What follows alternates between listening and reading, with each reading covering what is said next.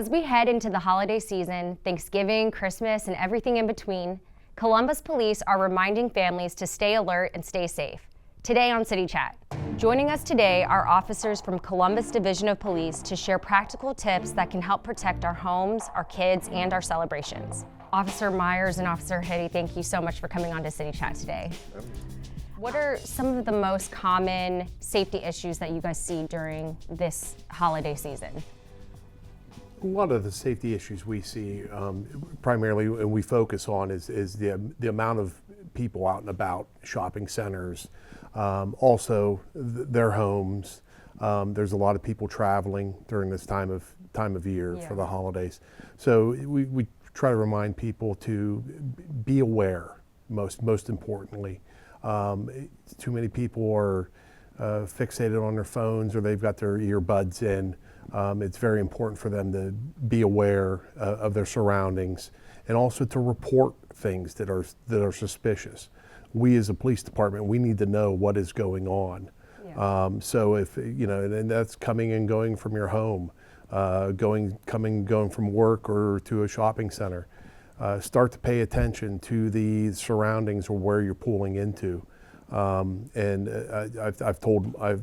adult daughters that have been out and about, and I've always told them, I go, look, make eye contact with people. Let them know you see them. If you feel they're suspicious or they're kind of lurking around, make sure you make eye contact with them and make note of who they are. The best description as possible, and so then you're not the unknowing victim with your eyes on your phone.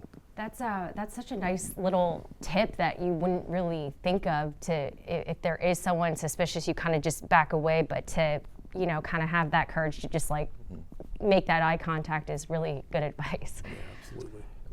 Yeah, a lot of these thieves and criminals, they look for opportunities, and that could be a person that they see that may be distracted. Also, they look for opportunities if you leave things in your vehicle. They easily can get to them if you leave packages, purses, laptops. They're out there looking for those things, so we always remind people to make sure that you're not an opportunity for those folks to steal from you or to do something worse. That's something really good to remember. Are there common holiday scams that you guys see every year? And now with AI and stuff, are there trending things that are kind of happening? I don't think there's any common with it. Scams are a year-round thing, but I think what we see during the holidays is these scammers like to take advantage of folks' goodwill, so they can portray themselves as charities or folks looking for donations. Yeah. And everybody wants to do good around the holidays, so those are easy marks sometimes, and they'll go after those kind of opportunities. There is actually places to go online. The Ohio Attorney General's office actually has a website that you can go to check to see if a charity is legit. Okay. We always point to that one too, and that goes for year-round too. But for during the holidays, if you're out there looking to donate, do some research on the charity that you're looking to donate to. And one thing to say about scams too, like Officer Meyer said, it's year-round. Be very careful if people they're wanting more information from you, or if they're identifying them as an organization that you have dealt with, and they're requiring information from you. Yeah. It's a lot of companies will have charitable divisions, or and they'll do fundraising, but be very careful if they're asking you for information. When they called you, and especially if it's an organization you have dealt with, that's the time to kind of pull back and say, oh, I've got to go, or disconnect the call or whatever, then call back that organization on a known number to verify who that is, especially with email and social media and texting and generally, especially, and this goes beyond charitable organizations or the scams in general, the Bureau of Motor Vehicles is not going to text you about a ticket or an unpaid fine, right, or the tax department, the IRS. They're not going to text you or email you. They're going to send you an official document in the mail. Okay. And there's ways. Anytime it looks like a logo that you're familiar with, it could be very easily very close to it. It could be the very same logo. But a lot of those organizations, they're not going to reach out to you in that manner. So it's best to disconnect from that feed, Yeah. go into a known feed or a phone number that you know, that you've looked up, or a contact that you know is good. Yeah.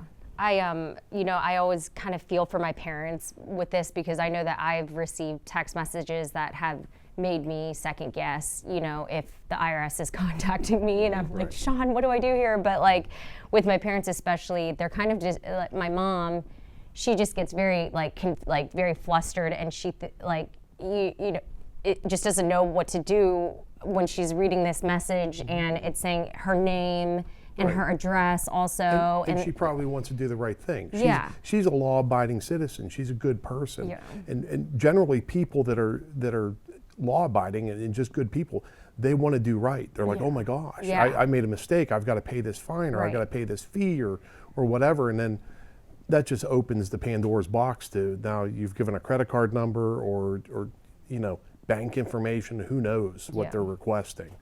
And unfortunately, scammers do target elderly folks more often than not because of that reason, because they're more likely to bait them into doing whatever they want them to do. So, that's kind of an unfortunate. Is there any, if someone does get scammed, what they can do,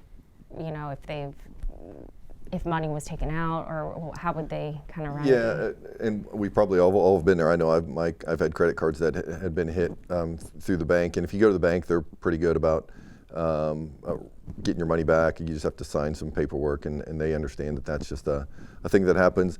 If you use a credit card, I think a lot of folks, instead of debit, use credit, because credit, I think, is a little bit easier to even get your restitution back. Okay. So those kind of things.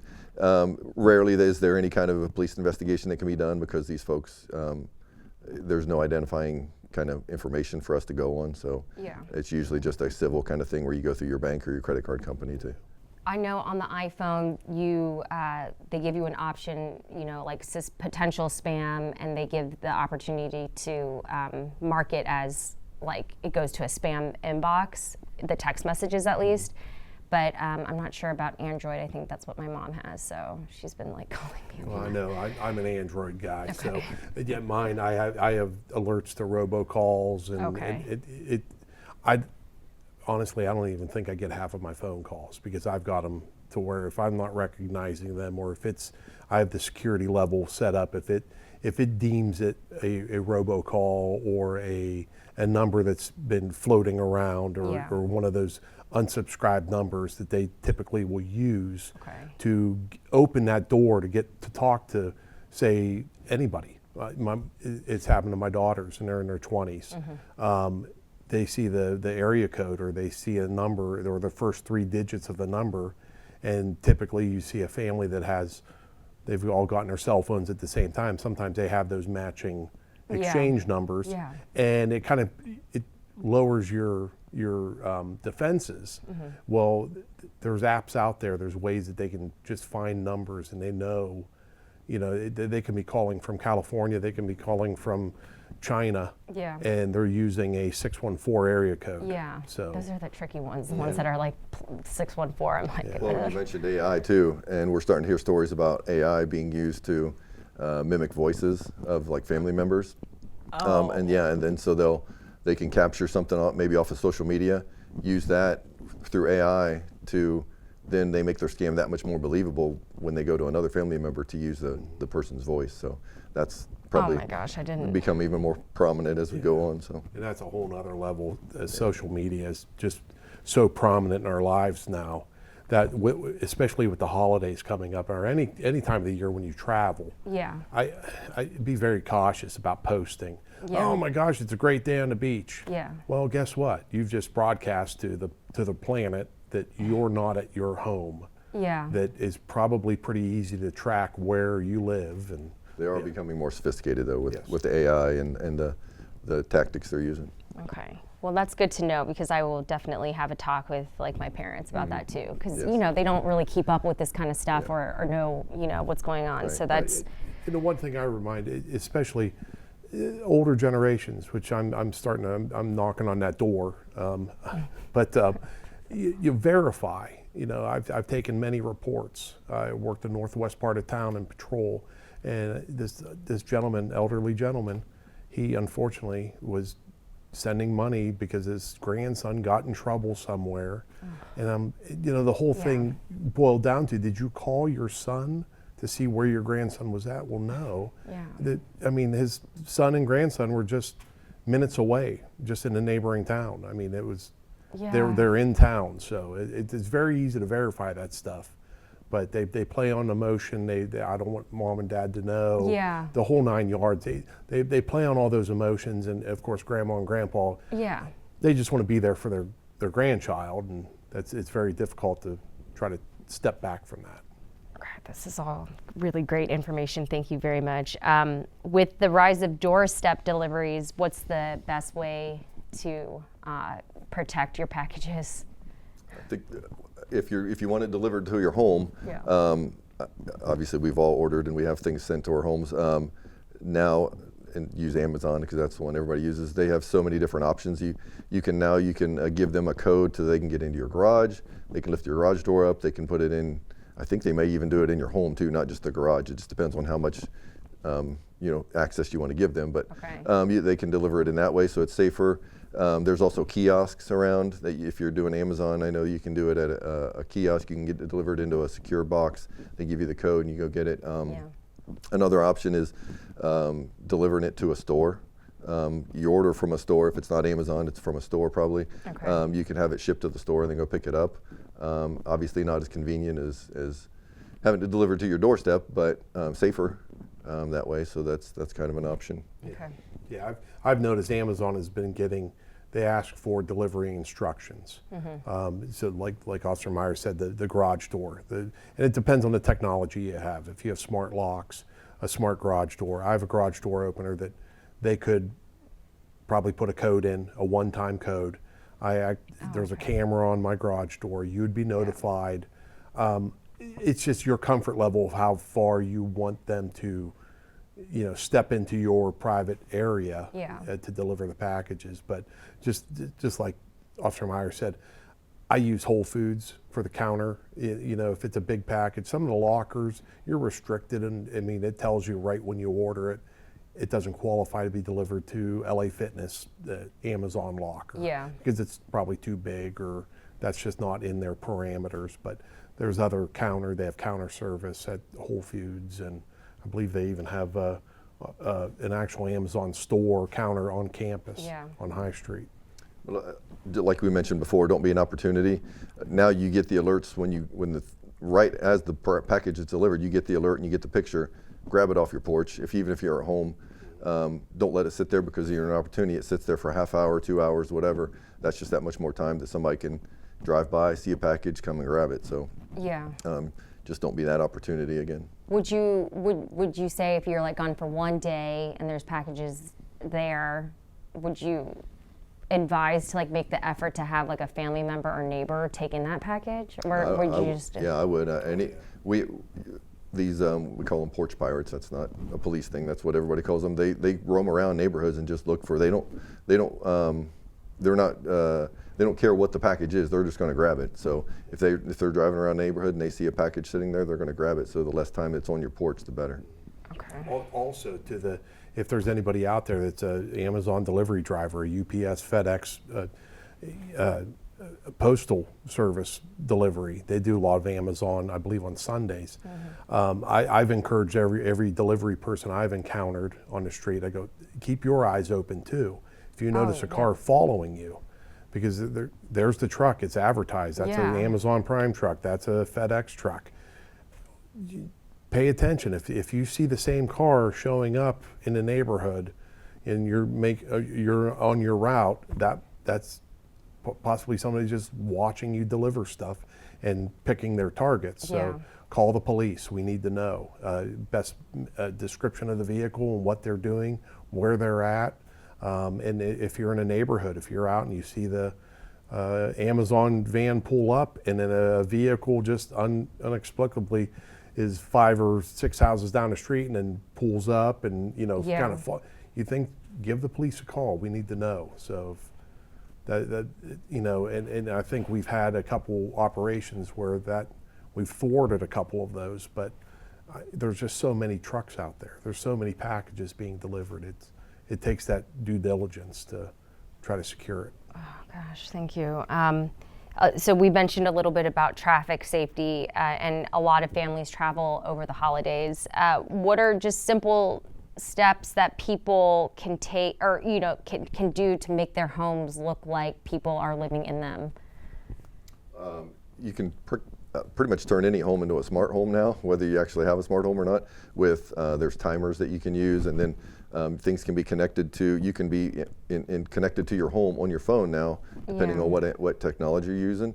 But lights, criminals, these burglars, these thieves, they don't want to confront folks. So the good point is that if you make it look like you're at home, they're going to pass your home and then go on to the next home where they know that somebody's not at home. So you should tell my husband. I'm gonna have him watch this episode because he really gets on me for turning off every single light all the time. Mm-hmm.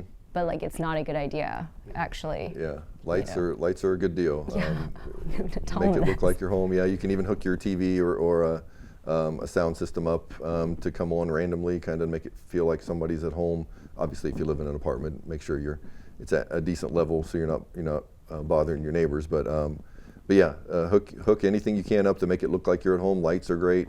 Yeah. Anything that makes sound. Okay. Kind of like the Home Alone effect, the movie Home Alone. Yeah. When they were casing out the neighborhood, and then they're like, "Why are all these people?" I mean, he had a grand scheme: lights, music, people, figures in the windows. Yeah. But yeah, anything like that makes the house look like it's occupied or there's something going on, they're going to steer away. Again, like we said, they're opportunists. They're looking for that low-hanging fruit.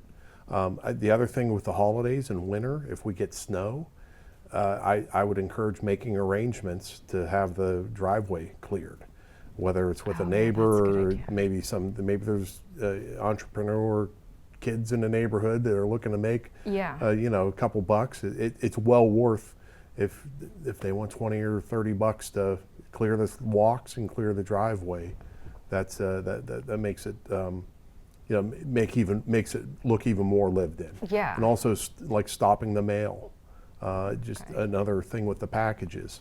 And that reminds me, I've got to do that for a vacation I have coming up. But United States Postal Service has a great app, and you can go in and stop your mail from this date to whatever date you get back, and then they bring your mail all to you, or you can pick it up. So it doesn't stack up. And are all of these things, is it being too precautious?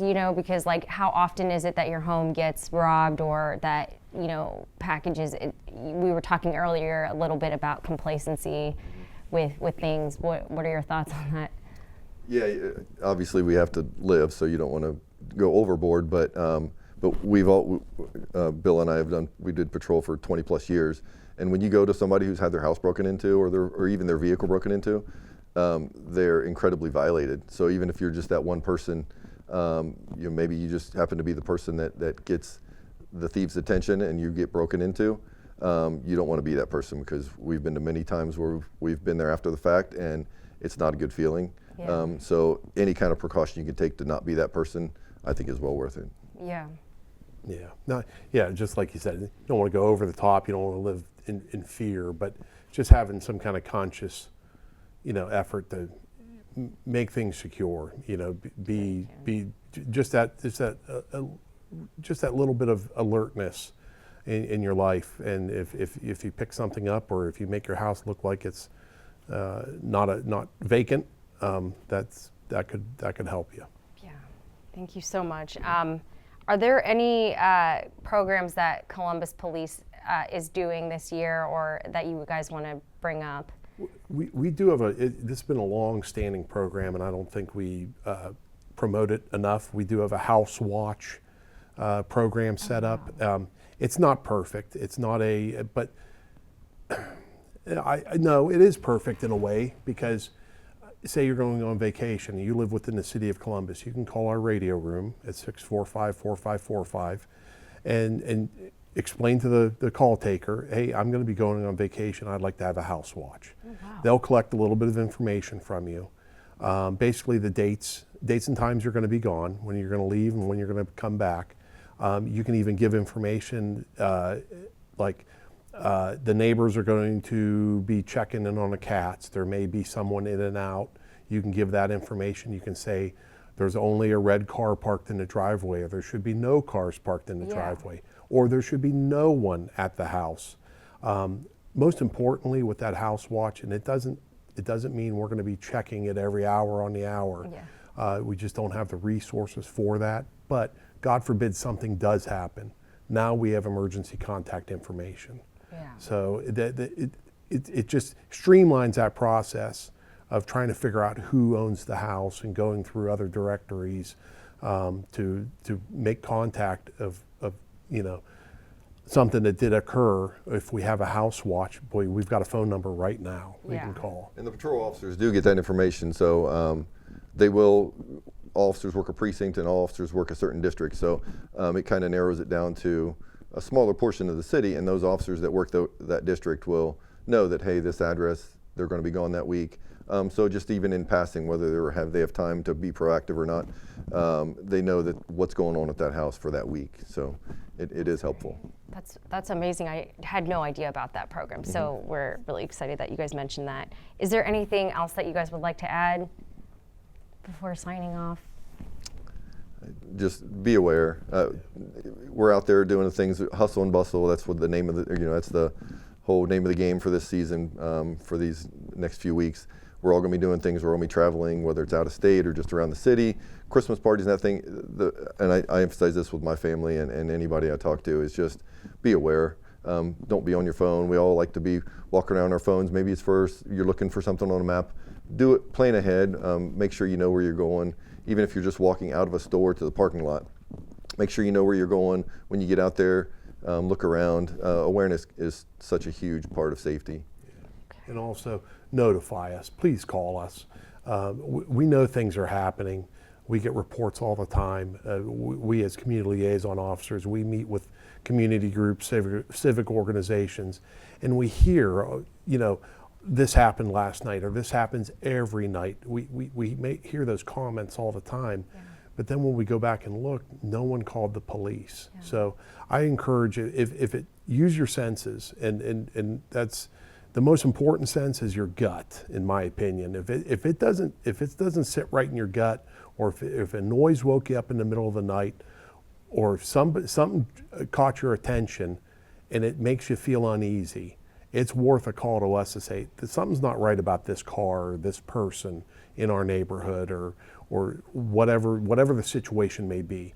And just to get it documented, regardless if we can get there in a timely manner, or sometimes if at all, depending on what's going on of higher priority. But we need to know the circumstances, especially gunshots and the other things that we hear reported all the time, that like going back to saying complacency.